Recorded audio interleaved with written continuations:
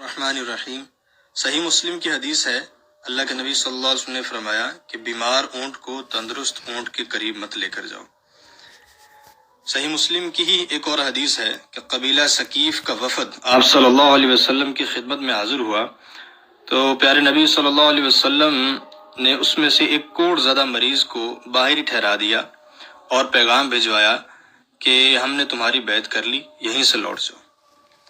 ایک اور ترمذی شریف کی حدیث ہے کہ ایک صحابی نے پوچھا، یا رسول اللہ صلی اللہ علیہ وسلم، یہ دوائیں، یہ دم، یہ علاج جو ہم کرتے ہیں، کیا یہ اللہ کی تقدیر کو پھیر دیتے ہیں؟ تو آپ صلی اللہ علیہ وسلم نے ارشاد فرمایا کہ دوائیں، دم، علاج وغیرہ یہ بھی تو اللہ کی تقدیر میں سے ہیں۔ ایک اور مجمع الزوائد کی حدیث ہے کہ آپ صلی اللہ علیہ وسلم نے ارشاد فرمایا کہ کوڑ زدہ مریض سے ایک نیزے کے فاصلے پر رہو۔ جو آج کل ڈاکٹرز حضرات ہمیں بتا رہے ہیں کہ آپ کا جو فاصلہ ہے وہ 2 یا 3 فٹ ہونا چاہیے، تو یہ ایک نیزے کا فاصلہ 2 یا 3 فٹ سے کچھ زائد ہی بنتا ہے۔ اچھا، حضرت عمر رضی اللہ تعالیٰ عنہ کا بڑا ہی معروف اور زبردست واقعہ ہے کہ حضرت عمر رضی اللہ تعالیٰ عنہ جب شام کے علاقے میں جانے لگے تو وہاں پہنچ کر شام میں داخل ہونے سے پہلے پتہ چلا کہ یہاں طاعون کی وبا پھیلی ہوئی ہے۔ تو حضرت عمر رضی اللہ تعالیٰ عنہ نے اپنے ساتھیوں سے مشورہ کیا اور واپسی کا قصد کیا۔